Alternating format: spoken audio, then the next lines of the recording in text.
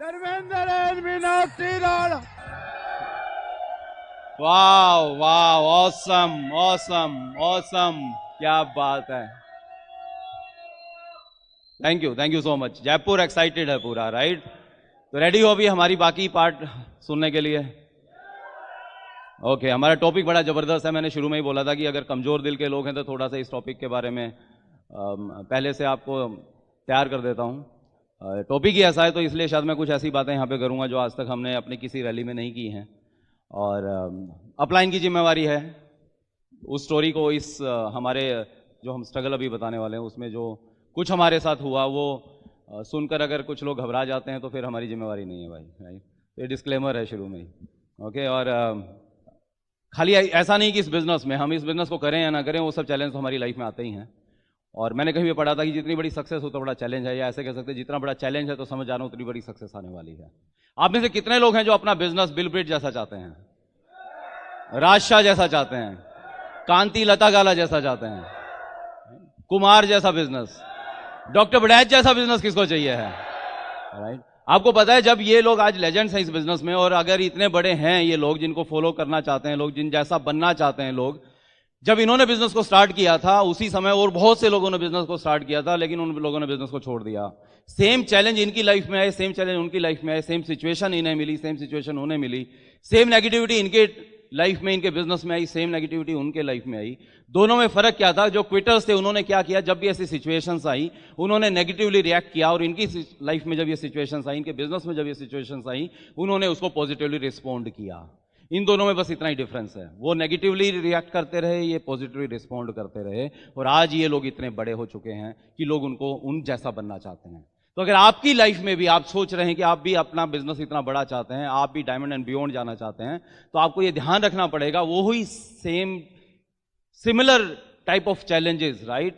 उसकी इंटेंसिटी कम हो सकती है, थोड़ी ज्यादा हो सकती है, ऐसे आपके बिजनेस में आपकी लाइफ में आएंगे, लेकिन आप कैसे उसको उस टाइम रिस्पॉन्ड कर रहे हैं या रिएक्ट कर रहे हैं, उस पर डिपेंड करेगा कि लास्ट में आपका आउटपुट, आपका रिजल्टेंट कैसा होने वाला है, राइट? ऐसा नहीं कि लोग बहुत अच्छा प्लान दिखाते थे, ओके, अच्छा दिखाते होंगे, बट मेरी टीम कई बार मुझे बोलती है सर आप ओपन मीटिंग में प्लान दिखा दो एक दिन, या किसी पेस में कहते हैं एक बार आप प्लान दिखा दीजिए सर कि आप कैसा प्लान दिखाते हैं। तो मैं उसको बोलता हूं यार कि आज तक जो मेरी इज्जत करता है तो वो इज्जत नहीं छोड़ देगा मेरा प्लान देख लेगा तो, सीरियसली, राइट? बिल्कुल सिंपल सा प्लान हम लोग दिखाते हैं। और बट यही हुआ कि हमारी लाइफ में भी कुछ चैलेंज आई, इस बिजनेस में कुछ सिचुएशंस आई जो हम आपको शेयर करेंगे आपके साथ में।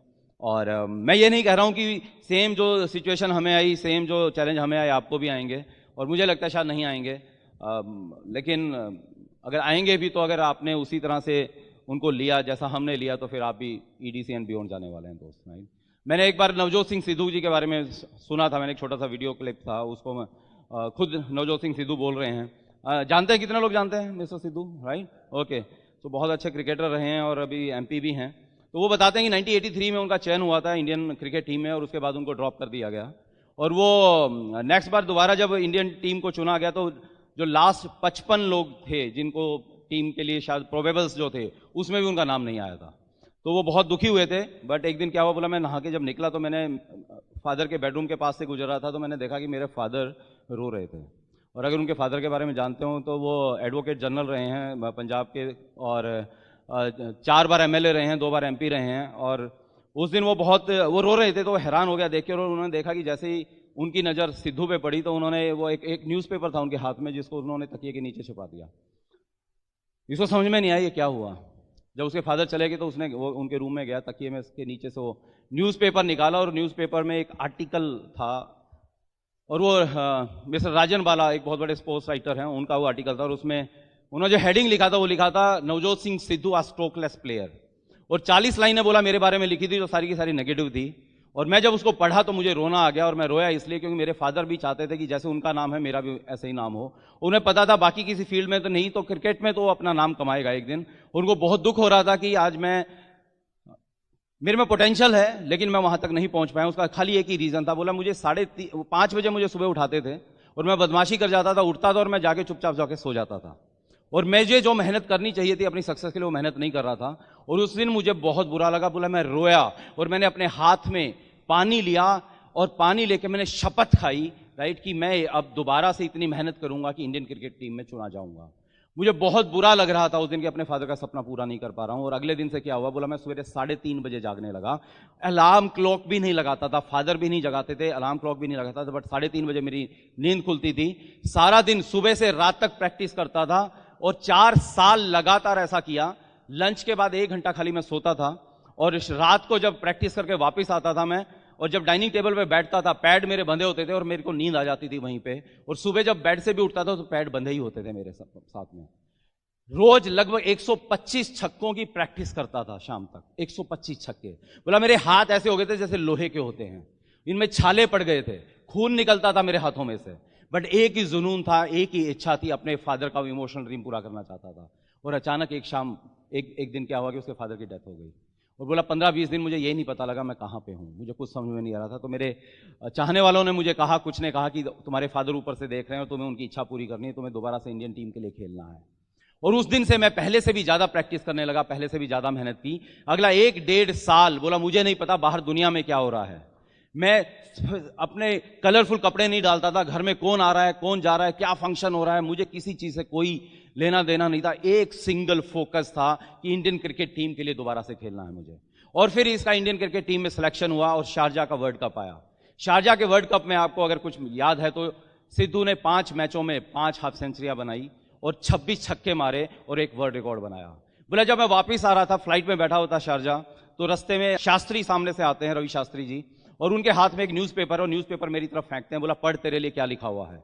और वो खलीज टाइम वहां का नंबर 1 न्यूज़पेपर है, उसके अंदर एक आर्टिकल था जो कि अगेन राजन वाला सेम राइटर ने लिखा हुआ था और उसका हेडिंग था Navjot Singh Sidhu from strokeless player to palm गुरु hitter a world record holder. A world record holder.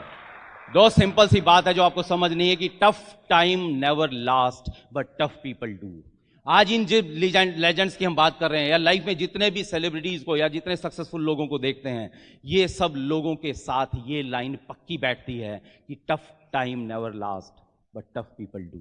और यहां पे मैं एक इनवाइट कर रहा हूं एक ऐसी टफ लेडी को, एक टफ गर्ल को, राइट। और मैंने शुरू में भी कहा था पहले सेशन में, she is the toughest woman, right, toughest girl I have seen, right. बाहर से इतनी सॉफ्ट है, इतनी खूबसूरत है, राइट, दिल से भी खूबसूरत है, लेकिन बहुत ही टफ है। क्योंकि हमारे लाइफ में, हमारे बिजनेस में कुछ ऐसे टाइम आए जब मुझे इसकी ज़रूरत थी, जब मुझे इसके कंधे की ज़रूरत थी, जब मुझे इसके साथ की ज़रूरत थी, जब मुझे इसकी हाँ की ज़रूरत थी कुछ चीज़ों में, जब ऐसे डिसीजंस कुछ लेने थे जो इस बिजनेस में हमें या तो बिजनेस में आगे ले जा सकते थे या बिजनेस को क्विट करवा सकते थे।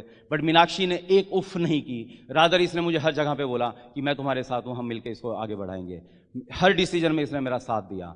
और आपने सुना होगा कहीं पे कि जो टफ लोग होते हैं, राइट, उनकी लाइफ में सिचुएशंस तो आती हैं, लेकिन उन सिचुएशन से पार कैसे पाते हैं वो फिर बाद में लोगों के लिए वो कहानियां बन जाती हैं, राइट, वो इंस्पिरेशन बन जाती है। तो मीनाक्षी की ऐसी स्टोरी आपके लिए इंस्पिरेशन बनने वाली है। तो let us welcome here my princess Meenakshi Rana for you.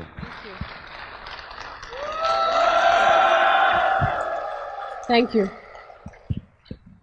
आप लोगों ने गेम खेला होगा कंप्यूटर पर या मोबाइल पर, खेला होगा ना, कैंडी क्रश, और आजकल बहुत सारे वीडियो गेम्स भी चलते रहते हैं। क्या होता है उसके अंदर? लेवल्स होते हैं, है ना। पहले लेवल पे गेम इजी होता है और फिर धीरे धीरे जब आप उन लेवल्स को पार करते चले जाते हैं और तो game gets better and games get bigger and games get tougher, है ना। तो ऐसे ही लाइफ के अंदर भी होता है। एक सर्वे हुआ जिसमें ये उन्होंने फाइंड आउट करना था कि लोग कब छोड़ते हैं, मतलब किस पोजीशन पर छोड़ते हैं जो लोग। तो उन्होंने पाया कि ज़्यादातर लोग ना 5 ना सुनने से पहले ही छोड़ देते हैं बिजनेस को, है ना। तो नए लोगों के लिए आप लोगों के लिए टफनेस क्या है ना। सबसे पहली टफनेस तो आपको दिखानी पड़ेगी जब आपकी ईगो पंचर होगी, जब कोई आपका भरोसे वाला इंसान जिसके ऊपर आपको कंप्लीट भरोसा होगा ना कि ये तो कर ही लेगा, और जब वो आपकी टांग खींचेगा और जब वो आपको ना बोलेगा, उस वक्त आज का दिन याद रख लेना कि ऐसा होता है। कोई बात नहीं, हमारा भी कोई क्लोज फ्रेंड इस बिजनेस में नहीं है, लेकिन फिर भी हम यहाँ पर हैं। सी बहुत बार क्या होता है, लोग ये सोच लेते हैं जब कोई मना करता है उदास हो जाते हैं और बिजनेस को छोड़ देते हैं। लेकिन कुछ लोग ऐसे होते हैं जो कहते हैं कि तुम्हें करके दिखाना है ना। या तो आप साबुन बन जाएंगे जो कि ना सुन के पिघल जाता है, या फिर आप सीमेंट बन जाएंगे जो कि ना सुन के और मजबूत हो जाता है, पानी डल के और मजबूत हो जाता है। और आपके सपने हैं, अगर आपके सपने हैं, अगर आप अपनी लाइफ से खुश हैं देन इट्स ओके। लेकिन अगर आप लाइफ में कुछ चाहते हैं है ना। अगर आपको आज जो हमने लाइफस्टाइल बताया, अगर आप वो जी रहे हैं तो इट्स ओके, लेकिन अगर आप उसमें बदलाव चाहते हैं, अगर आप उन रिवॉर्ड्स में से कुछ आपकी लाइफ में मिसिंग है, वो फ्रीडम मिसिंग है, तो फिर ये बिजनेस आपके लिए है। जो मेरी परवरिश हुई, असल में मेरे पेरेंट्स ने बिल्कुल अलग लाइफ मुझे दी थी, जो मुझे याद नहीं कभी मैंने कुछ मांगा हो और उन्होंने मुझे मना किया हो। और फिर हॉस्टल के अंदर पढ़ाई करी, तो अपनी शर्तों पर और अपनी कंडीशंस पर और अपने तरीके से लाइफ को जिया। लेकिन शादी होने के बाद लाइफ जो है वो थोड़ा सा चेंज हो जाती है। तो वो जो गाने पहले आते थे ना, इट्स माई लाइफ, है ना, तो वो बहुत अट्रैक्ट करते थे। और फिर जब इस बिजनेस में आए, तो फिर जब घर वालों से ऑपोजिशन मिला कि बहू को बाहर क्यों जाना है ना, और बहू को सपने देखने का हक नहीं है, अच्छी लाइफ जीने का हक नहीं है, ऊपर देखने वालों को ऊपर मत देखकर चलो नीचे देखो, है ना। ऐसे लोग बहुत सारे हैं जिनको हमारे जैसी लाइफ भी नहीं मिली। तो मैं उन लोगों में से नहीं थी, हम उन लोगों में से नहीं थे। हमें ये था कि अगर कोई एक तरीका है जिससे हमारे सपने पूरे हो सकते हैं, अगर कोई सच्चाई ईमानदारी का काम है, अगर किसी को अच्छी चीज देकर, अगर अपना बचा खुचा टाइम टीवी ना देखकर अगर कहीं पर इन्वेस्ट करने का काम है, और उससे अगर आप वो लाइफस्टाइल ले सकते हो तो क्यों नहीं, तो फिर उसमें बुरा क्या है, तो फिर हमें क्यों रोका जा रहा है ना। तो ये सवाल हमेशा आता था, और उसी फ्रीडम की छटपटाहट थी, अपने उन ड्रीम्स को पूरा करने की छटपटाहट थी। और उसके लिए हम हमेशा अवेयर थे, क्योंकि सीडीज, बुक्स और फंक्शंस अटेंड करते थे, तो पता चलता था कि लोग जो हैं हर लेवल पर बाहर होते हैं, है ना। आपके लिए कौन सा लेवल है और आपकी टफनेस किस लेवल की है, आई डोंट नो, लेकिन हम हमेशा अवेयर थे कि अब हमारी लाइफ में ये चैलेंज आया है ना, ये ऑब्जेक्शन आई है। तो हमने उस वक्त इस बिजनेस को, अपने ड्रीम्स को मजबूती से पकड़ा, है ना। वो कहते हैं ना, जब आप रोलर कोस्टर पर होते हो तो पूरा सीट बेल्ट आपने बांधा होता है और पकड़ा होता है, क्योंकि आपको पता होता है क्या रिस्क है। तो यहाँ पर भी हमें पता था कि क्या रिस्क हो सकता है, ये बिजनेस छूटना नहीं चाहिए कम वक्त में। ओके, तो हमने वैसा ही किया। और कई बार हम लोग भी स्टेज पर आते थे, लोग जो हमसे पहले इस बिजनेस में थे और हमसे ज़्यादा अच्छे नहीं दिखते थे, हमसे ज़्यादा पढ़े लिखे भी नहीं थे, और हमसे ज़्यादा अच्छी फैमिली बैकग्राउंड से भी नहीं थे, उनको इतना हमसे ज़्यादा अच्छा बोलना भी नहीं आता था, लेकिन हमसे पहले वो स्टेज के ऊपर थे, हमसे पहले उन्होंने पिन को चेंज करा। तो हम आपस में पूछते थे कि यार ऐसा क्या है इनमें, है ना, कि जो ये हमसे पहले स्टेज पर पहुंच गए। वो बाद में पता चला, है ना, कि जो अंदर की जो टफनेस होती है ना, जो अंदर जो आपके ड्रीम्स हैं, आप उनके कितने करीब हैं, और वो चीज़ आपको आगे लेकर आती है ना। तो हमने भी उस चीज़ का ध्यान रखा, और हम बहुत ऑनेस्ट थे अपने आप से कि हमारे सपने हमारी जॉब से पूरे नहीं हो सकते हैं, है ना। तो जो भी करना है इसी जन्म में करना है और खुद करना है। तो इसीलिए इस बिजनेस को पकड़ के रखा।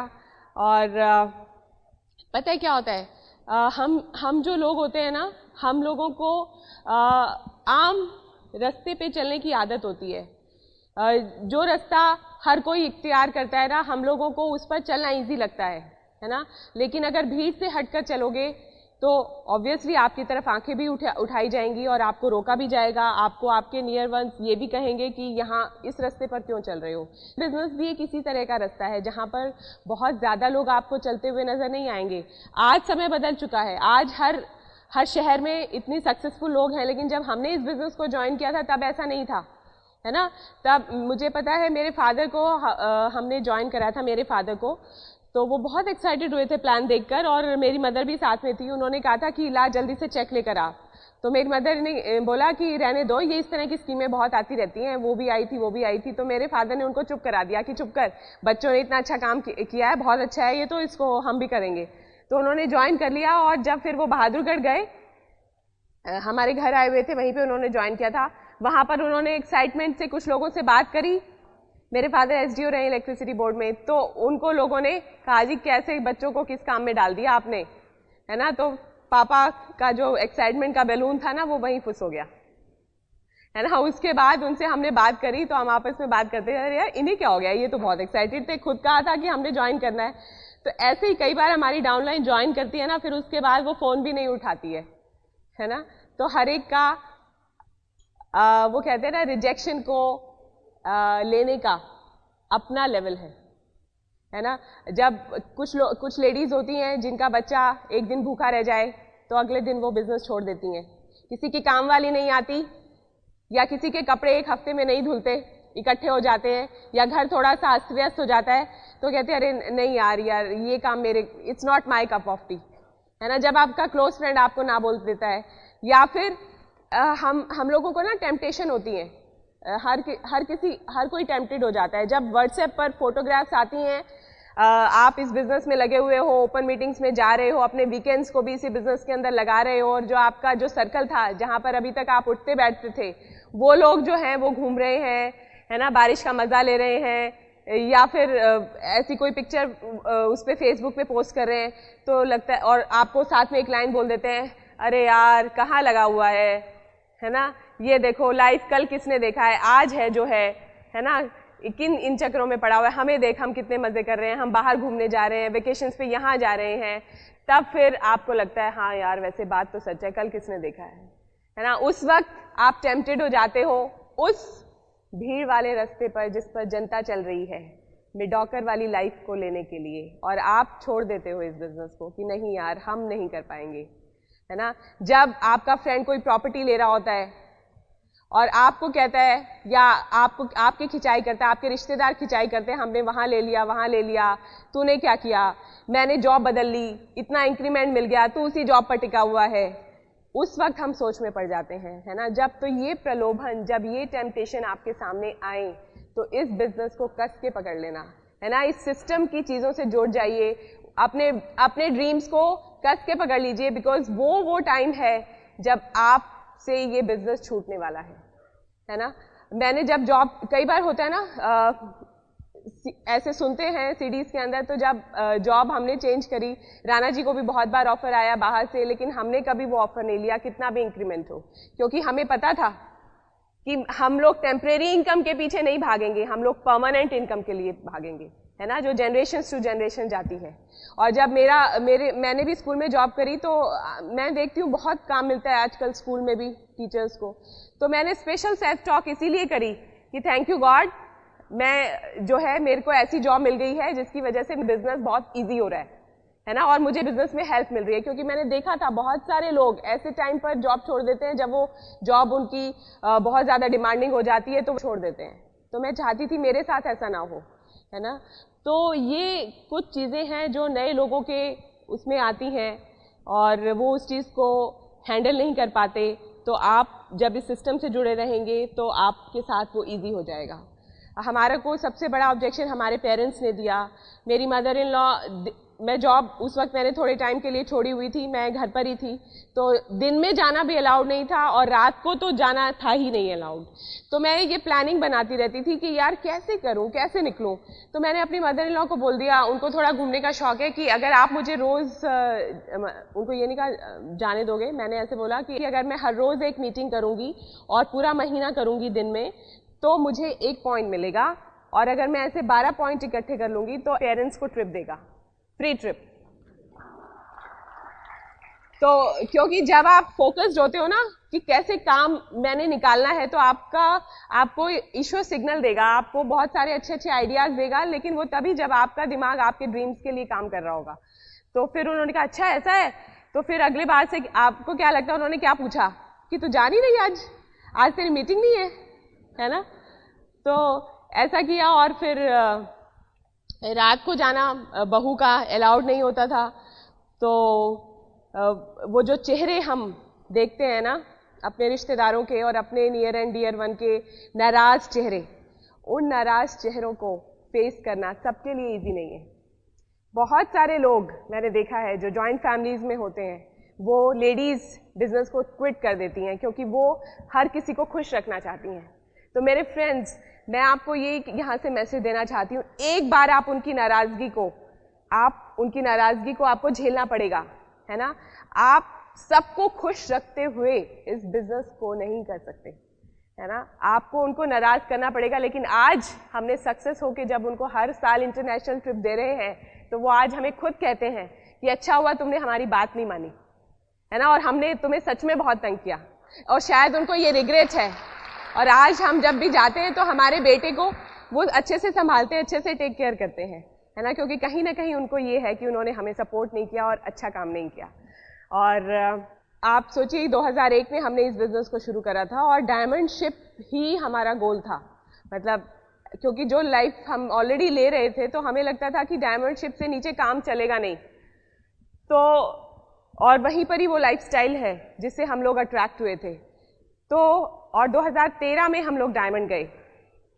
वो तारीख बदलती रही कैलेंडर्स के ऊपर, लेकिन हमारा गोल चेंज नहीं हुआ, है ना। तारीख बेशक बदली लेकिन हमारा ड्रीम चेंज नहीं हुआ। और उन 12 सालों में मैं कभी बीमार नहीं हुई, क्योंकि मुझे ये लगता था कि अगर मैं बीमार होकर अगर अपनी मदर इन लॉ को ये कहूँगी कि मैं आज घर का काम नहीं कर सकती और मीटिंग में जाऊंगी शाम को, तो वो ये कहेंगे कि अच्छा मीटिंग के लिए तो तुम बीमार नहीं हो, घर का काम करने के लिए बीमार हो। तो मेरे लिए कभी एक्सक्यूज मतलब होते हुए भी मैं ये नहीं कह पाई कि मुझे ये है। और IVF हमारा बेटा 17 इयर्स के बाद हुआ, तो 6 टाइम IVF हुआ, 6 वॉज सक्सेसफुल। तो ऐसा नहीं था कि ये कुछ गॉड का प्लान था, और अगर हम बिजनेस में नहीं होते तो भी वो उसका जो दिन आने का था वो तभी आता, लेकिन बिजनेस में थे तो हम अपने आप को डाइवर्ट कर पाए, है ना। हम डिप्रेशन में नहीं गए कि अरे यार ये क्या हो रहा है, ईश्वर ये तू में हमारे साथ क्या कर रहा है ना। और ऐसा भी नहीं था कि अब मैं तभी बिजनेस को करूंगी जब कोई इश्यू हो जाएगा, पहले मैं ये वाला काम करूंगी फिर बिजनेस करूंगी, हमने ऐसे भी नहीं कहा, है ना। वो ट्रीटमेंट भी 7 साल चलता रहा, बिजनेस भी 7 साल चलता रहा, और हम डायमंड भी हो गए। उसके बाद हमारा बेटा हुआ, और इतने ज़्यादा हम लोग फोकस थे, हम बार बार ईश्वर से मांगने जाते थे ना मंदिर में भी कि भगवान, अच्छा जाते तो इशू के लिए थे लेकिन मांगते डायमंड शिप ही थे, क्योंकि वो नेचुरली ये निकलता था कि पहले डायमंड शिप आनी चाहिए। तो और रोहतक में हम लोग जब एमरल्ड जा रहे थे तो हमारी टीम बिल्ड हो रही थी, और वहाँ पर लेडीज़ ज़्यादा थी जो प्रोडक्ट यूज़र थी और थोड़ा बहुत बिजनेस कर रही थी। तो 2000 PV के आसपास हमें, जब एमरल्ड क्वालिफिकेशन में थे हम लोग, तो वहाँ से 1 लाख के लिए हमें आते थे, तो जाना होता था वीकली वहाँ पर। और तो एक बार क्या हुआ कि मैं गई हुई थी उस लेडी के साथ जो वहाँ पर मेन थी जिसके लिए हम जाते थे। तो हम किसी को प्रोडक्ट देने गए, वो एक बुजुर्ग महिला थी और उनका कुछ केयर टेकर था, और वो उनका बेटा नहीं था क्योंकि उनके बच्चे बाहर रहते थे। तो जब वहाँ पर प्रोडक्ट देने गए तो वो था उस वक्त, लेकिन वो फिर चला गया, और हमने उस लेडी को प्रोडक्ट सेल कर दिए और पैसे लेके हम लोग, हमारे पास इंडिगो गाड़ी थी, तो मैं और वो लेडी निकले।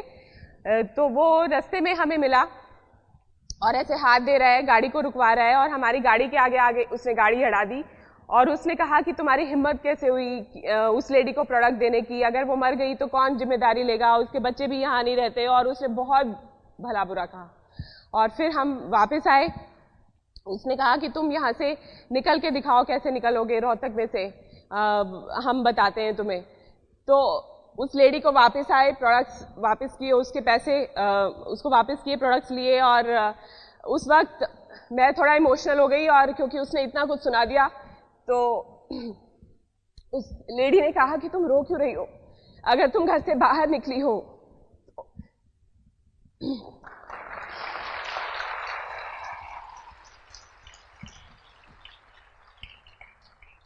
तो तुम्हें स्ट्रांग होना ही चाहिए, अगर तुम स्ट्रांग नहीं हो तो फिर घर में बैठो। और हमने वो चीज़ इनको भी उस वक्त नहीं बताई, क्योंकि हमें था कि बाय चांस होता है ना जेंट्स को एकदम से गुस्सा आ जाए और बात बढ़ जाए। ना ही उस लेडी ने अपने हस्बैंड को बताई, लेकिन वो चीज़ तो आई गई हो गई, है ना। लेकिन वो एक ऐसा मोमेंट था जिस वक्त कोई डिसीजन ले सकती थी लेडी कि अरे यार इसमें तो ये सब होता है ना, मैं ये नहीं करूँगी, है ना। लेकिन हमें इस बिज़नेस की, मुझे इस बिज़नेस के रिवॉर्ड्स पता थे, और ये ऐसा ही नहीं होता है, ऐसा नहीं है। This is the safest place for ladies, है ना, जहाँ पे इतनी रिस्पेक्ट दी जाती है। बाकी जगहों पे तो और क्या क्या हो सकता है।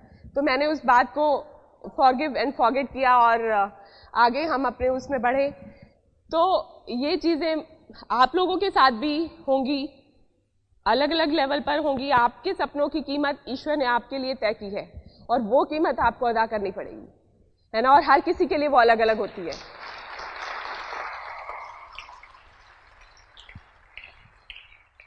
और ऐसे ही हम जब ALS ट्रिप पर जा रहे थे तो शुरू में हमें क्या लगता था, क्योंकि घर से ऑब्जेक्शन था इतना और हमारी टीम के लोग भी घर पर वेलकम नहीं होते थे, मतलब मोस्टली घर पर कोई आता भी था तो फादर इन लॉ उसको आने ही नहीं देते थे, वो चला जाता था।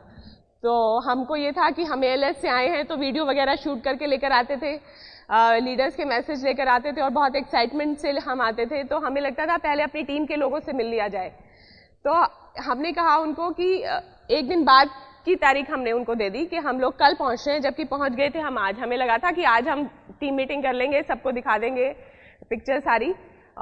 तो गाड़ी सर्विस पर देकर गए थे हम और हमें था कि आएंगे तो ले लेंगे। तो पीछे से फादर इन लॉ ने सोचा कि मैं ले आता हूँ गाड़ी। तो वहाँ पे सर्विस सेंटर पर हम तो पहुँच ही गए, लेकिन उनको नहीं पता था हम पहुँचे हुए हैं।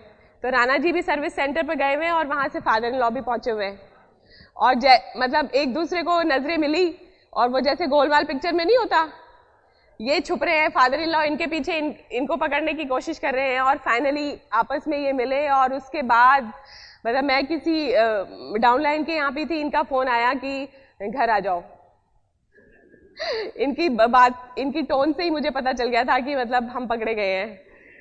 तो इस तरीके से हमने इस बिजनेस को बिल्ड किया है ना, लेकिन कम वक्त में हमने इसको कस के पकड़ा था और इसलिए ये छूटा नहीं और सारे लेवल्स, गेम के सारे लेवल पार करे हैं और इसलिए आपको आज यहाँ पर खड़े दिखाई दे रहे हैं, है ना। तो आप अपने आप से सवाल पूछिए, है ना, कि आप किस लेवल पर गेम से आउट होंगे। अगर एक जगह पर रुके हुए हैं तो एक बार फिर से अपने ड्रीम्स को रिवाइज करिए, है ना, और सेटल करिए अपने जो भी इश्यूज हैं और यहाँ पर आइए। ऑसम बिजनेस है, इस जैसे रिवॉर्ड्स कहीं पर भी नहीं है। जो लाइफस्टाइल इस बिजनेस का है इट्स अनमैचेबल, है ना। जो फ्रीडम इस बिजनेस की है वो अनमैचेबल। जो लेडीज़ को रिस्पेक्ट है ना, जिस तरह से हस्बैंड वाइफ को बुलाते हैं ऐसा कहीं नहीं होता। हमने तो हस्बैंड को व्हाट्सएप पे चुटकुले ही सुनते हैं हम लोग लेडीज़ के लिए, है ना, बीवी के लिए, लेकिन यहाँ पर रियल में वो रिस्पेक्ट है, ठीक है। हमारी मदर जो है वो कभी कभी जब हम स्कूल से आते थे ना तो घर पे बाई चांस ताला मिलता था तो हम उनको कहते थे अच्छा आपको नहीं पता था हम स्कूल से आने वाले, आप क्यों गए, है ना। और जब झगड़ा हो जाता था तो हम कहते थे मम्मी को आप करते ही क्या हो, सारा पापा करते हैं, जॉब पापा पैसे लाते हैं, है ना। ऐसे हम हर्टिंग वर्ड्स बोलते थे उनको। लेकिन इस बिजनेस में आपके बच्चे भी आपको वैल्यू करेंगे कि यस आप कुछ कर रहे हो, है ना। मैं बहुत अच्छी कुकिंग नहीं करती, बहुत अच्छा बेक नहीं करती, मैं अपने बच्चे के सारे PTMs में नहीं जाती, है ना। मैं और बहुत सारे जो है हाउस कीपिंग के काम वो इतने अच्छे नहीं करती, लेकिन एक चीज़ मुझे आती है प्लान दिखाना, है ना। वो मुझे और मुझे पता है कि किसी की लाइफ उस एक प्लान से बदल सकती है। इस तरीके से बात करना मुझे अच्छा लगता है क्योंकि मुझे पता है मैं किसी को इंस्पायर कर सकती हूँ and this is the best business in the world. और एक लास्ट लाइन में मैं आपको ख़त्म करती हूँ। विश्वामित्र की भी जो तपस्या थी ना उसको ख़त्म करने के लिए मेनका आई थी, है ना। तो आपसे सवाल ये है कि आपकी मेनका कौन है और उससे भी पहले आप विश्वामित्र हुए हैं कि नहीं हुए हैं, है ना। तो इस बिजनेस में करेजियस लोगों की ज़रूरत है और सफलता अंतिम नहीं है, असफलता फैटल नहीं है, जारी रखने का साहस ही मायने रखता है क्योंकि ज़िंदगी साहसी लोगों के लिए है। क्या आप साहसी लोग हैं? यस। तो अभी मैं फिर से इनवाइट करती हूँ मेरी लाइफ के सबसे करेजियस पर्सन को, और इन्होंने लाइफ में बहुत करेजियस डिसीजंस लिए और आज मैं प्राउड फील करती हूँ कि ये मेरे हस्बैंड हैं और he took the right decision for our lifestyle, for our dreams. Thank you so much. Wow, awesome, right, she is the best. दो साधारण लोग ही होते हैं जो एक दिन बहुत बड़े बन जाते हैं। मैं कहीं पे पढ़ रहा था कि महान लोग वो साधारण लोग होते हैं जिनमें असाधारण इच्छा शक्ति होती है। Great people are ordinary people with extraordinary determination, right. ये बहुत सिंपल सी परिभाषा है लेकिन यही फर्क करवा देती है एक ऑर्डिनरी में और एक एक्स्ट्रा ऑर्डिनरी में। आप मुझे ये बताइए कि जंगल में सबसे तेज कौन भागता है? चीता, ओके। सबसे तेज दिमाग किसका है? लोमड़ी का, राइट। और सबसे लंबा जानवर कौन सा है? जिराफ। सबसे भारी जानवर कौन सा है? हाथी। लेकिन जंगल का राजा कौन है?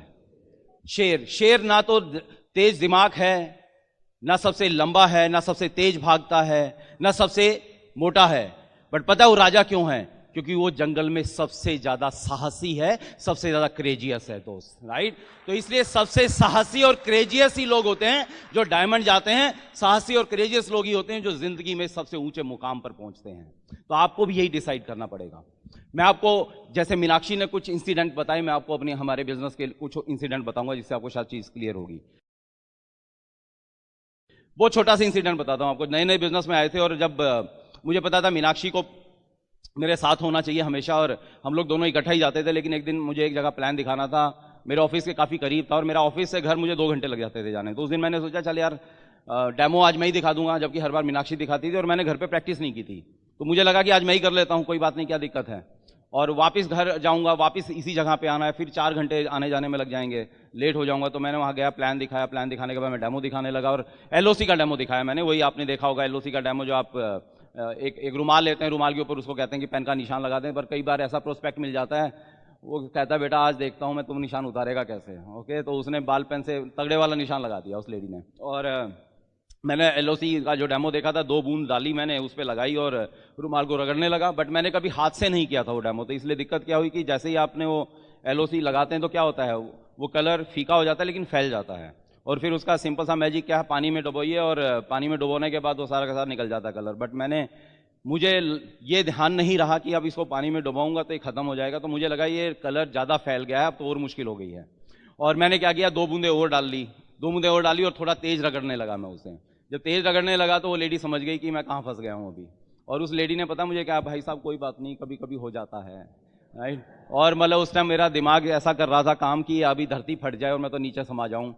बहुत मुश्किल हो रही थी और मैंने और ज्यादा दम लगाना शुरू कर दिया। वो बोली भाई साहब कोई बात नहीं, थोड़ा और लगा लो, है ना। मतलब जितनी मेरी इज्जत बढ़ा सकती थी वो उसने उस टाइम इज्जत बढ़ाई मेरी। और मैं आपको कसम से, मैं आपको सही बात बताऊं, मैंने इतना ज्यादा रगड़ा इसको कि वो रुमाल फट गया और मेरे यहां से ना खून आने लग गया था दोस्त, ठीक है। अभी आप हंस रहे हैं, जिस दिन आप ऐसे कर रहे हो और आपके साथ ऐसी सिचुएशन हो और आप अगर उस दिन हंसेंगे तो फिर ईडीसी चले जाओगे, राइट। तो इंसिडेंट तो बहुत छोटा सा है, ये इंसिडेंट बहुत छोटा सा है, बट यहां से शुरुआत हो गई थी, हमें पता लगा था कि आगे क्या क्या होने वाला है, तुम्हें क्या क्या सुनने को मिल सकता है। और खैर जैसे हमने बताया था कि मैं और मीनाक्षी रोज दोनों शाम को निकलते थे और जब रिजल्ट नहीं आए, जब हमें एक ही लेवल पे अटके रहे, पैसा ज्यादा लग रहा है, पैसा आ कम रहा है, लोग आ नहीं रहे, रिश्तेदार कोई नहीं बिजनेस में था, कोई दोस्त नहीं था, मेरा कलीग नहीं था, तो मेरे फादर मुझे कहने लगे यार तेरे को ही ज्यादा समझ में आ गया क्या बिजनेस, तुझे ही ज्यादा कुछ चाहिए क्या। मीनाक्षी को वो बातें सब सुनाने लगे जो मैं शायद सुन भी नहीं सकता था मेरे सामने, जब मीनाक्षी को बोलते थे तो मुझे बहुत अजीब लगता था कि ऐसा क्यों कर रहे हैं वो। और एक दिन मेरे फादर ने बोला बेटा तू तो बेशक 1 हफ्ता घर में मत आ, बट बहू शाम को 7-8 बजे के बाद बाहर नहीं जाएगी, बेइज्जती करवा रखी है तुमने हमारी रिश्तेदारों के अंदर, ये क्या बिजनेस। लोग पूछते हैं राणा साहब बच्चे क्या ठीक ठाक जॉब नहीं चल रही, दिक्कत क्या है, किस काम में लगा दिया आपने। तो एक रात को काफी लेट हो गए हम लोग और हमारा 2 मंजिल घर था और उसमें क्या है कि मेन दरवाजा जो है उसकी 2 चाबियां हैं, तो हम नहीं चाहते थे हम लेट आए तो पेरेंट्स को तंग करें, तो पेरेंट्स क्या करते थे अंदर से लॉक करते थे, चाबी निकाल लेते थे और सो जाते थे। तो और हम बाद में दूसरी चाबी से बाहर से खोलते थे, अंदर से बाद में लॉक किया और अंदर जाके सो गए। लेकिन उस दिन क्या हुआ, जब मैंने चाबी लगाई दरवाजे में तो चाबी घुसी नहीं उसमें, और चाबी घुसी इसलिए नहीं क्योंकि चाबी अंदर थी, तो मुझे लगा मदर भूल गई होगी। हमने बेल बजाई तो मदर के पैरों की आवाज आती है और हम लोग दरवाजे के पास आए, लेकिन दरवाजा नहीं खुला और खिड़की खुली साइड से, खिड़की खुली। मैंने कहा माँ तेरा लाल है, बोले बेटा तेरा पापा तेरे से ज्यादा अंदर लाल है गुस्से में। तो मैंने क्या हुआ, बोले वो कह रहे हैं कि बच्चों को बोल दो या तो आज के बाद बिजनेस कर लें या फिर ये घर चुन लें। हमें बड़ी हैरानी हुई, मैंने कहा ठीक है गुस्से में है हम मना लेते हैं। बोले नहीं बेटा आज वो नहीं मानने वाले हैं, और उन्होंने बंद किया खिड़की को और चली गई। हम शॉक थे उस समय कि यार ये सच में ऐसा हो रहा है क्या हमारे साथ में। और रात को हम लोग, हमारे पास मारुति 800 थी, एसी भी नहीं था, गर्मी के दिन थे और रात को हम सोने की कोशिश करते रहे। लेकिन उस रात को हम बहुत आसानी से डिसीजन ले सकते थे कि यार आज कोई भी टीम में नहीं है, घर में इतना शांति प्यार था, घर में झगड़ा बढ़ता जा रहा है। घर वाले मुझे श्रवण कुमार बोला करते थे और आज उनको लग रहा है ये बेटा तो बात ही नहीं मानता, बहू ने बिगाड़ दिया इसको, है ना, और बहू को सुनाते रहते हैं। तो ये सब चीजें हो रही हैं, तो अगर बिजनेस नहीं चल रहा है तो हम बिजनेस क्विट कर सकते थे। बट मुझे उस समय एक बात समझ में आ गई थी, एक बात हम दोनों ने डिसाइड किया कि आज से 5-7 साल बाद जब हमारे रिश्तेदार, हमारे जानने वाले को कोई बिजनेस प्लान दिखाया जाएगा तो लोग हमारा 2 तरह से जिक्र कर सकते हैं। हमारा जिक्र आएगा तो दो तरह के लोगों में आ सकता है। या तो ये कहेंगे कि हाँ उन्होंने भी किया था लेकिन उन्होंने इस बिजनेस को छोड़ दिया, या फिर वो ये कहेंगे हाँ उन्होंने इस बिजनेस के अंदर कमाल कर दिया। और हम नहीं चाहते थे हमारा नाम बिजनेस के क्विटर्स में आए, उन लोगों में आए जो बिजनेस को छोड़ चुके होते हैं। दोस्त रात को हमने डिसाइड किया नहीं, हमारा नाम सक्सेसफुल लोगों में आए। आपको भी मैं यही चैलेंज दे रहा हूं दोस्त, आज रात को आप ये डिसीजन लेना कि आज से 5-7 साल बाद जब आपके दोस्त रिश्तेदारों को बिजनेस दिखाने आएगा और जब आपका रिश्तेदार दोस्त पड़ोसी आपका जिक्र करेगा तो आपका नाम बिजनेस को छोड़ने वालों में आएगा कि डायमंड जाने वालों में आएगा। वो आज रात को आपको डिसाइड करना पड़ेगा दोस्त। और उस दिन सुबह क्या हुआ कि मेरी मदर हमें जगाने आई, सोए तो नहीं थे हम, नींद तो नहीं आई थी, मदर सवेरे सवेरे आ गई और मुझे लगा शायद माँ का प्यार उमड़ आया है। तो माँ ने बोला कि नहीं बेटा ऐसा कुछ नहीं है, पड़ोसी जाग जाएंगे, उनको पता लग जाएगा बेटा बहू नाराज होकर बाहर सो रहे हैं तो अच्छा नहीं लगेगा, तो अंदर आ जा। हम अंदर गए, मेरे फादर जाग रहे थे और मेरे फादर ने मेरी मदर को बोला मेरे सामने, बोले हिंदुस्तान में कोई भी डायमंड चला जाएगा, मैं तेरे को लिख के देता हूँ, तेरा बेटा कभी डायमंड नहीं जा पाएगा। और मुझे हैरानी हुई कि जन्म देने वाले को मेरे पोटेंशियल पे विश्वास नहीं है और 250-300 किलोमीटर दूर बैठा मेरा अपलाइन रोज फोन करके मुझे कहता है तू एक दिन पक्का डायमंड जाएगा, राइट। वो शख्स मुझ पे विश्वास कर रहा है। और उस समय मैंने अपने फादर को बोला पापा मुझे नहीं पता हिंदुस्तान में कोई डायमंड जाएगा या नहीं जाएगा, आपका बेटा डायमंड जाके दिखाएगा, right. And that day we decided कि नहीं अब इस बिजनेस में और ज्यादा दम लगाएंगे, और ज्यादा मेहनत करने लगे और रात को और ज्यादा लेट हो रहे थे। और होता क्या था, हम रात को जब घर पे पहुंचते थे और मेरे फादर जो 9-9:30 बजे सो जाते थे, लेकिन हम 11 बजे पहुंचे हैं, 12 बजे पहुंचे, वो जाग रहे होते थे। और जाते ही अंदर घुसते ही, जैसे आपने मूवीज में देखा होगा ना, वो लड़की रात को लेट आई और उसकी माँ जाग रही होती, अचानक लाइट जलाती और कहती बेटी कहाँ थी इस समय, राइट। तो वही हाल होता था हमारा। वो लाइट जलाते थे, घड़ी की तरफ देखते थे और जितने अच्छे अच्छे श्लोक वो सुनाते थे हमें, और मुझसे ज़्यादा मीनाक्षी को सुनाते थे और मुझे वो बहुत बुरा लगता था। और जब मीनाक्षी को कुछ कहते थे तो मैं भी शायद उनसे वो सब बातें कुछ कह देता था जो मुझे नहीं कहनी चाहिए थी, लेकिन वो उस टाइम गुस्सा होता था उनका भी और मेरा भी। और मीनाक्षी भी कभी कुछ ऐसा बोल देती थी तो जिससे झगड़ा और ज़्यादा बढ़ जाता था घर के अंदर और माहौल बहुत ख़राब होता जा रहा था। इनफैक्ट कई बार फिर तो क्या हुआ कि हम जब प्लान दिखाने के लिए जब शाम को निकलते थे तो घर में फिर से झगड़ा होता था निकलते वक्त कि आज फिर चल पड़े, तुम मानते नहीं हो, ये सब है, क्या रखा हुआ है। गलती उनकी भी नहीं थी क्योंकि उनको नहीं पता था कि एक दिन कितना बड़ा रिवार्ड मिलेगा और यहाँ पे क्या होने वाला है। उनको ये भी नहीं पता था कि वो सपने, जिन सपनों के लिए इस बिजनेस में आए वो खाली सपने हमारे नहीं, हमने उनके लिए भी देखे हुए हैं। क्योंकि पूरी जिंदगी उन्होंने अपना पेट पे काट काट के हमारे को बड़ा किया था, हमारे लिए अपने सपनों की तिलांजलि दी थी। तो हमें लगता था नहीं हमें उनके सपने भी पूरे करने हैं। तो इस तरह से जब हम निकलते तो झगड़ा होता था। तो आप सोचिए जब आप ऐसे दिमाग से किसी को प्लान दिखाने जा रहे हैं, कोशिश तो हम बहुत करते थे हम उसी एक्साइटमेंट से दिखाएं, लेकिन वो एक्साइटमेंट रहती नहीं थी वहां पे। उस तरह से वो प्लान दिखा नहीं पाता था क्योंकि दिमाग में वही घूम रहा होता था कि जाते ही फिर वो इवन ऐसा होने लगा था कि 10 बजे के आसपास उनका फोन आ जाता था। और फादर अगर उस दिन घर से निकलते वक्त झगड़ा नहीं हुआ है तो फोन पे फिर हमें बहुत कुछ कहते थे। और मैं प्लान दिखा रहा हूं और फोन अटेंड ना करूं वो भी मुझे अच्छा नहीं लगता था, तो मैं फोन भी अटेंड करता था और वो मुझे बहुत कुछ सुनाते थे। बहुत मुश्किल हो रही थी दोस्त, बट वो ट्रांसफर हो जाता है और रिजल्ट नहीं आ रहे थे। और दूसरी बात पता है क्या है, पेरेंट्स की ब्लेसिंग्स नहीं मिलती हैं तो भी बिजनेस या लाइफ में हम आगे नहीं बढ़ सकते हैं। तो उनकी ब्लेसिंग्स मिल नहीं रही थी, झगड़े होते जा रहे थे। तो हमने एक रात को दोनों ने डिसाइड किया कि अगर हम घर में रहेंगे और वो हमें रोज ऐसे जाते हुए देखेंगे तो शायद ये झगड़ा ऐसे ही चलता रहेगा और बिजनेस में हम दम लगाते रहेंगे लेकिन हमारी सफलता डिले होती रहेगी। तो हमें लगा कि हमें इस घर को शायद छोड़ देना चाहिए। और हम जिस तरह के परिवार में हैं, हम सेम शहर में रहते हुए दूसरा घर में शिफ्ट होना, ये हमारे यहाँ हम सोच भी नहीं सकते हैं। लेकिन उस रात को हमें डिसाइड करना पड़ा। और मैं आपको बताऊं, हमने अपनी अपलाइन को फोन करके नहीं पूछा था, हमने अपने अपलाइन के पास रोते हुए नहीं कहते, या हमने ये नहीं कहा था आप हमें सजेस्ट करिए, क्योंकि हमारी लाइफ, हमारे ड्रीम, हमारे सपने, हमारी फैमिली, हमारा बिजनेस, वो ओनरशिप थी। और मुझे ये पता था कि अगर मैं अपलाइन के पास जाऊंगा भी ना तो अपलाइन तो कभी नहीं कहने वाली है ना कि आप अपना घर छोड़ दीजिए। अपलाइन तो कहेगी कोई नहीं आप कोशिश करिए जिस तरह से हो सकता है। But that night we decided कि हमें अब घर छोड़ना पड़ेगा। और हमने थोड़ा सा दूरी पे एक घर लिया, राइट, द्वारका में हम लोग रहने लगे।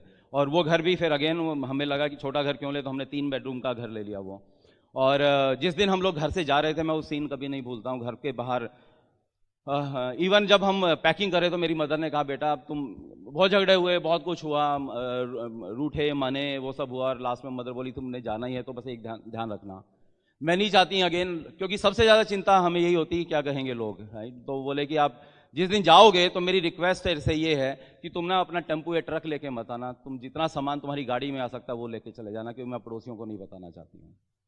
मैंने ठीक है माँ, ये बात भी मान ली। और हमारे पास इंडिका गाड़ी थी, छोटी सी गाड़ी, सोचिए उसमें क्या आएगा। तो उसमें जितना सामान हो सकता था, खाने पीने का थोड़ा सा सामान, एक गैस का सिलेंडर, एक चूल्हा, एसी घर में रहते थे, पूरा इंडिपेंडेंट हाउस था, बढ़िया आलीशान एक रहन सहन था। वो सब छोड़ के हम लोग उस तरह से निकले थे जैसे खाना बदोश निकलता है। हमारे पास खाली एक चद्दर, एक तकिया, राइट, एक गद्दा और एक फोल्डिंग बेड, राइट, जितना उसमें आ सकता है सामान, कुछ कपड़े। और तब तक मेरी जितनी सैलरी थी वो मेरे फादर के पास रहती थी। जैसे ही सैलरी आती थी मैं अपने फादर को ट्रांसफर कर देता था, और एक पैसा नहीं था। और जब आप इतने प्यार से जब बाहर जाएंगे तो आपको क्या लगता है फादर लाखों रुपए देने वाले हैं, एक पैसा हमारी जेब में नहीं है। और हम लोग उस घर में गए और हम अपने डाउनलाइन को नहीं बुला सकते वहाँ पे, सोचिए आप, राइट। वो इतने अच्छे घर में आते थे लोग और वहाँ पे हमने अपने डाउनलाइन को बुलाना, खैर वहाँ भी पेरेंट्स नहीं आने देते थे, बट वहाँ तो हम बुला ही नहीं सकते थे कि हम डाउनलाइन के क्या बुलाएंगे। बैठने के लिए सोफा नहीं है, बैठने के लिए सोफा छोड़िए, हमारे पास कुर्सी नहीं थी, टेबल नहीं थी हमारे पास में।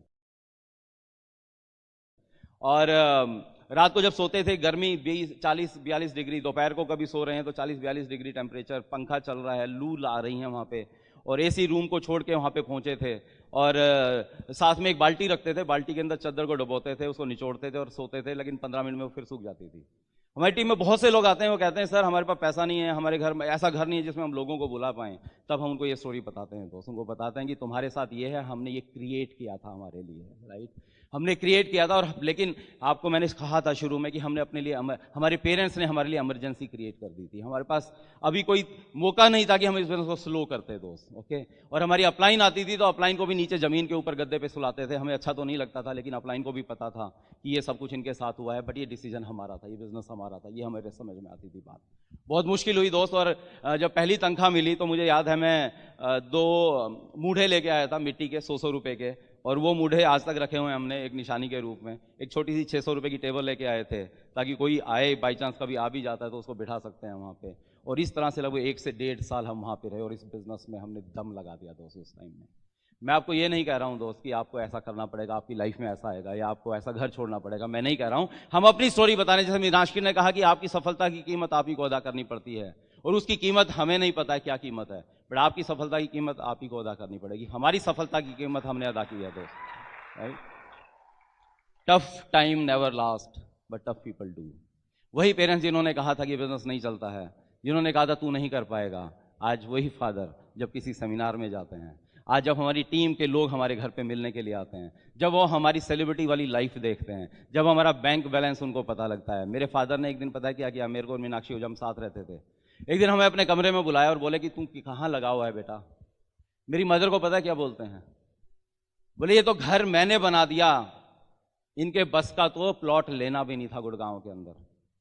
और जब हमें एक मोटा सा बोनस आया था ना, शायद कुछ लोगों को पता है वो बोनस, जब वो बोनस लेके आया था तो मीनाक्षी को याद रही वो बात, मैं तो भूल गया था। मीनाक्षी ने कहा कि एक बार पापा के पास चलते हैं, और वो चेक देता है।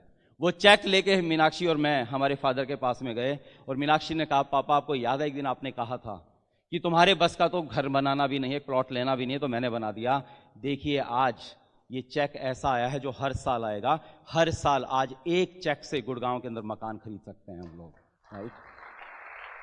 दोस्त सक्सेस के बाद सब चीजें ठीक हो जाती हैं, और आज हमारी सिस्टर को कुछ जरूरत पड़ी है पीछे, राइट, और आज थैंक गॉड आज इस बिजनेस के इनकम के कारण आज हम वो कर पाए, और आज मेरे फादर को प्राउड फील होता है आज की, आज हमारा बच्चा इस बिजनेस में इतना बड़ा पहुंच चुका है।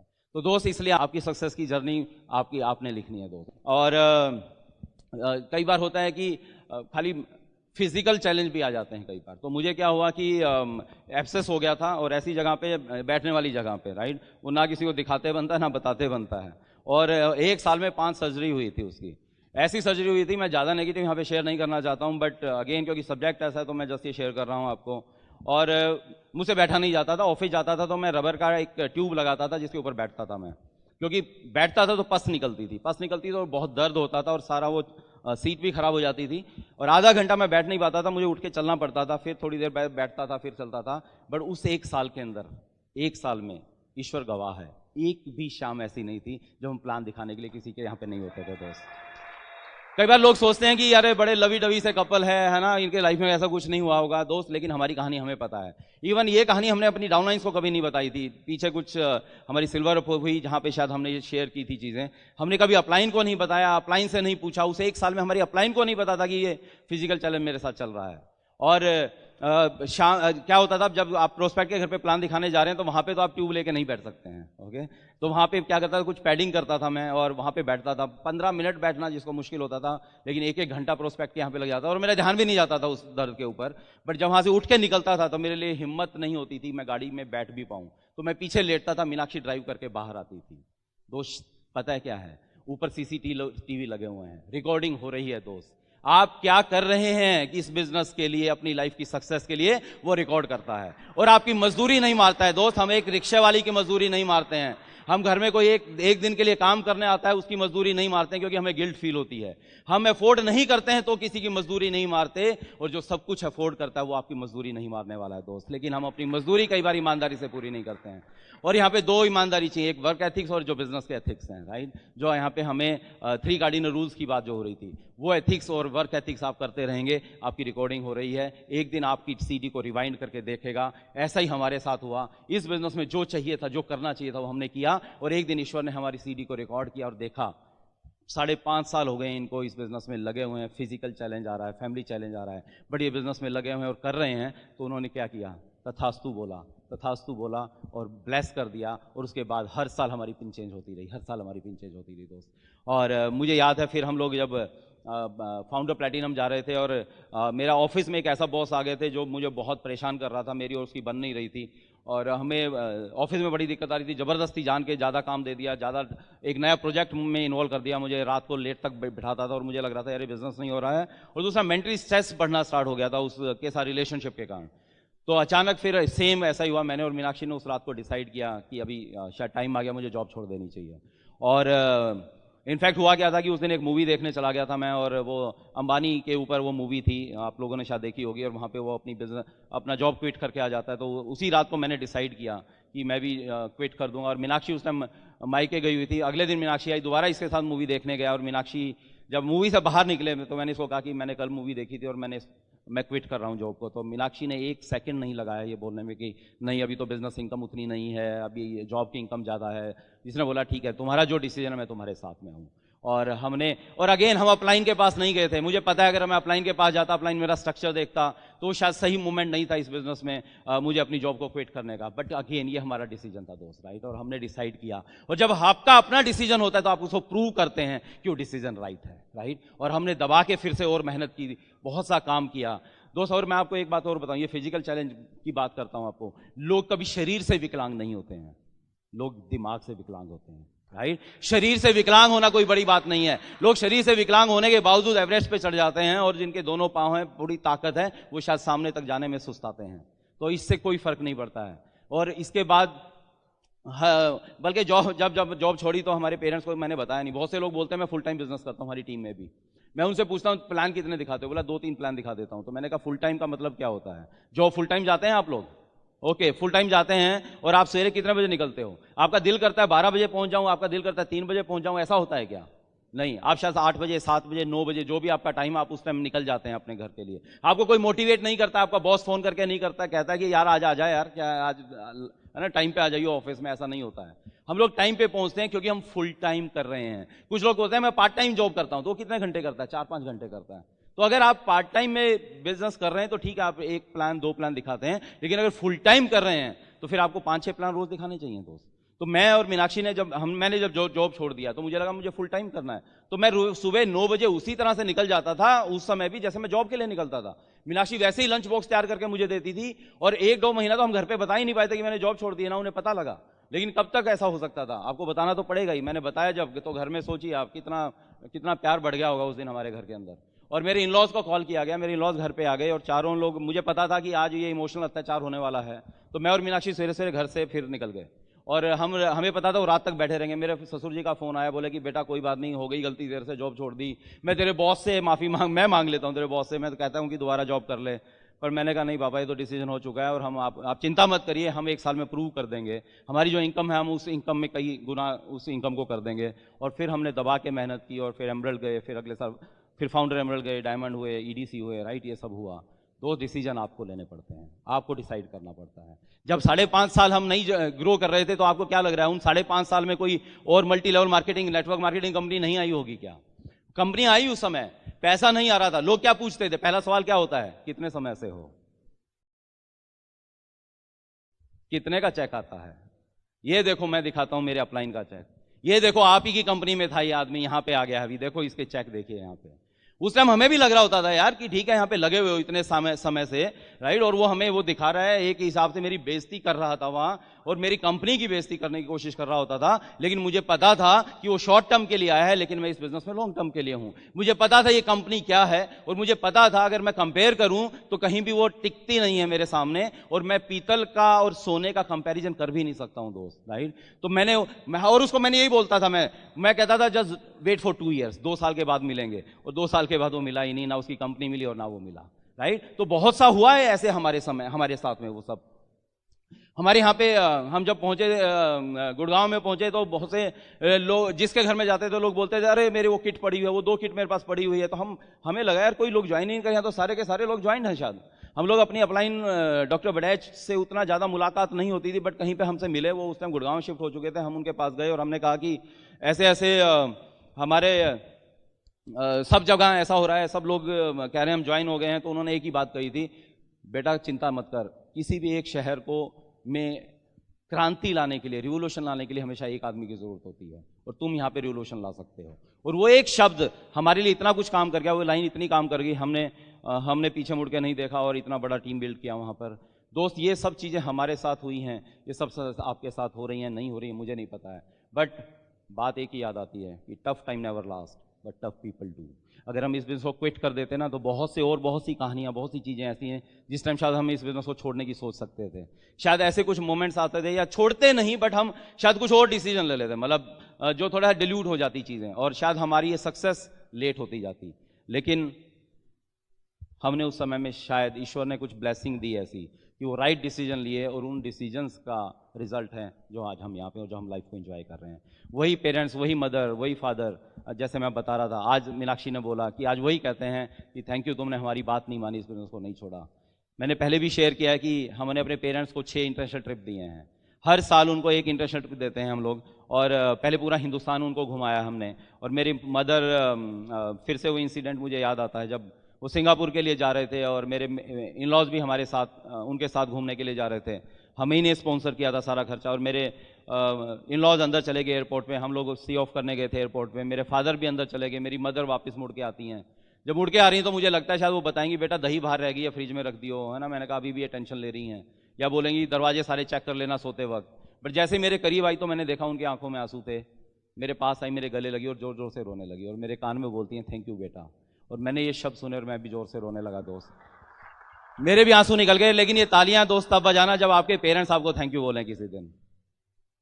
और मुझे उस दिन ये समझ में आ गया कि आज तक जितनी ना सुनी थी, जितना स्ट्रगल, जितने लोगों से सब कुछ सुना था, अगर उसका 1000 गुना ज़्यादा भी स्ट्रगल हो गया होता ना, और अगर पेरेंट्स से या मदर से ये 3 शब्द थैंक यू बेटा सुनने को मिल जाते तो शायद कोई बड़ा स्ट्रगल नहीं किया मैंने। मेरा सवाल दोस्त आपसे सिर्फ एक है, हम बचपन से लेकर आज तक अपने पेरेंट्स को थैंक्स बोलते आए हैं। उन्होंने एक जूता लाए तो थैंक्स बोला, एक जुराब लेके आए तो थैंक्स बोला था हमने, एक पेन पेंसिल लेके आए, ज्योमेट्री बॉक्स लेके आए तो थैंक्स बोला, नए कपड़े लेके आए तो थैंक्स बोला, हमारे लिए वो साइकिल लेके आए तो थैंक्स बोला था, शायद हमारी मोटरसाइकिल का पैसा भी दिया उन्होंने, हमने थैंक्स बोला है, शायद आपकी कार की किस्तों को भी वो चुका रहे हैं, शायद आपका घर बनाने के लिए उन्होंने पैसे दिए हैं, हमने हजारों बार अपनी जिंदगी में उनको थैंक्स बोला है। बट क्या आपकी जिंदगी में एक वक्त भी ऐसा आया, एक मोमेंट भी ऐसा आया जब आपके पेरेंट्स ने आपको थैंक्स बोला है? मुझे यही चीज लगती थी दोस्त कि आज मैं बेशक जॉब में कितना भी ऊंचा हो जाऊं, मैं अपने बिजनेस में कहीं भी हो जाऊं, लेकिन अगर पेरेंट्स ने कभी थैंक्स सुनना नहीं चाहते हैं थैंक्स, लेकिन उनको कम से वो प्राउड फील तो हो कि हमने सही बच्चे को जन्म दिया है, हमारे बच्चे ने वो कर दिखाया जो कभी हमने उसके बारे में सोचा था। तो दोस्त अगर आपको कभी थैंक्स नहीं किया कि आपके पेरेंट्स ने, तो मुझे नहीं लगता फिर हमने कुछ बड़ा काम किया है दोस्त। आप सोच के देखिए कितने लोग हैं जो अपने पेरेंट्स के साथ रहते हैं आज। अगर आप एनसीआर में जाएंगे तो आप देखेंगे वहां पे 80% लोग अपने पेरेंट्स के साथ नहीं रह पाते हैं। बट आप सब पेरेंट्स के साथ रहना चाहते हैं, राइट? बट ऐसी मजबूरी हो जाती है कि हमें कमाई करने के लिए बाहर जाना पड़ता है, और उनको हमारी जरूरत कब आती है? 60 साल से पहले या 60 साल के बाद? 60 साल के बाद। लेकिन 60 साल के बाद उनको जब हमारी जरूरत आती है हम उनके साथ में नहीं है। याद करो बचपन के अंदर हम जब सोते थे और रात को एक खांसी भी आती थी ना, तो हमारी माँ सारे रात सिरहाने बैठ के सोती जागती रहती थी। वही सोचती थी कि अगर कभी जब वो बड़ी हो जाएंगी और उनको कभी ऐसी तबीयत उनकी खराब होगी तो इनके बच्चे, मेरे बच्चे शायद मेरे सिरहाने बैठेंगे, पूरी रात जागेंगे। बट शायद आज हम उनके साथ में नहीं है। हम फिसल के गिरते थे ना तो उन दोनों के 4 मजबूत हाथ हमारे कोमल हाथों को थाम लेते थे, यही सोच के कि शायद जब उनको ऐसी जरूरत पड़ेगी हम उनके साथ होंगे। अपनी मदर से अगर दूर रहते हो ना, अपनी मदर को फ़ोन करके पूछना किसी दिन, वो बताएगी कि जब वो नहाती है ना तो बाथरूम का दरवाज़ा बंद नहीं करती है, क्योंकि उसके डर है अगर वो फिसल के गिर गई ना तो उसको उठाने वाला हम पे शायद कोई नहीं है। उनको जब कभी दिल का दर्द होता है ना, वो ये कह देती हैं, टाल देते हैं आपको कि नहीं बेटा कोई नहीं, तो गैस का दर्द है, क्योंकि वो पता है कि बच्चे को शायद पैसे लगाने पड़ जाएंगे, हॉस्पिटल ले जाना पड़ेगा। तो लेकिन हमें लगता था नहीं, हमारे पेरेंट्स के लिए, पेरेंट्स के सपने हमें पूरे करने हैं। मुझे ये लगता था मेरा बेटा किसी चीज़ पे हाथ रखे, ऐसा ना हो कि मैं पैसे की कमी के कारण उसको बहाना लगाता रहूं, मैं उसको वो चीज़ ला के दूंगा। मुझे लगता था मीनाक्षी 125 करोड़ लोगों में से मुझे अगर चुना है तो इसके सारे सपनों को मुझे पूरा करना है और कोई पूरा नहीं करेगा, क्योंकि मेरे अपने सपने थे, मेरा अपना बिजनेस था, मेरी अपनी लाइफ थी। हमने डिसाइड किया हम इसको बड़ा करेंगे। दोस्त, जब आपके नॉन नेगोशिएबल ड्रीम होते हैं ना दोस्त, जब आपका कोई गोल नॉन नेगोशिएबल होता है, पिछले साल भी बहुत से लोग प्लैटिनम गए, पिछले साल बहुत से लोग एमरल्ड गए, पिछले साल बहुत से डायमंड गए, इस साल भी बहुत से लोग डायमंड जा रहे हैं। पता है कौन लोग हैं? जिनके लिए वो पिन लेना इस साल नॉन नेगोशिएबल था। लेकिन कुछ लोग नेगोशिएट कर देते हैं उन चीजों के साथ में, कंप्रोमाइज कर जाते हैं अपने गोल के साथ में। आपको पता है अगर इस साल आप प्लैटिनम जा रहे थे लेकिन प्लैटिनम नहीं गए हैं तो खाली आपका नुकसान नहीं हुआ है, आपके टीम में कितने लोग हैं जो शायद आपके कारण, आपके डिसीजन के कारण शायद वो 15% जाते, शायद 11% जाते, लेकिन वो नहीं गए क्योंकि आपने डिसीजन नहीं लिया या आपने बीच में क्विट कर दिया। आपको पता है अगर आप कम से कम एमरल्ड जाते तो कम से कम 3 परिवार ऐसे और होते जो प्लैटिनम होते। अगर आप डायमंड जाते तो 6 परिवारों के अंदर या उससे भी ज्यादा परिवारों में वो सब पैसा आता। तो अगर आपका वो डिसीजन नहीं हुआ है तो बहुत से और लोगों का भी आपने नुकसान किया है। तो अगर नॉन नेगोशिएबल ड्रीम है, बहुत से लोग सिंगापुर जाएंगे, बहुत से लोगों ने कहा था अपने बच्चों को कि आप सिंगापुर जाएंगे, लेकिन वो लेके नहीं जा रहे हैं उनको। छोटे छोटे थे आपके बच्चे जब आपने बिजनेस को शुरू किया था, और आज इतने बड़े हो चुके हैं, शायद आपके बच्चे आपसे पूछना बंद कर दिया है कि पापा आप डायमंड कब जाओगे। उनको लग रहा है कि पता नहीं डायमंड जाएंगे या नहीं जाएंगे। आप दरवाजे की लॉक करके बाहर से आते थे और आज भी वही सिचुएशन है। 10-12 साल हो गए हैं, शायद आज भी बाहर से लॉक करके आते हैं, या वो बच्चे इतने बड़े हो गए हैं आज भी वो रातों को वेट करते रहते हैं। उनका कोई कसूर नहीं है, आपके पेरेंट्स आपका वेट कर रहे हैं। डायमंड जाना है, डायमंड जाना है, ये सवाल सही नहीं है। सवाल जो सही है वो ये है डायमंड कब जाना है। राइट, डिसाइड करो, मेक इट हैपन। हम आपकी स्टोरी सुनना चाहते हैं, आपके स्ट्रगल पे विन की स्टोरी सुनना चाहते हैं। Thank you so much.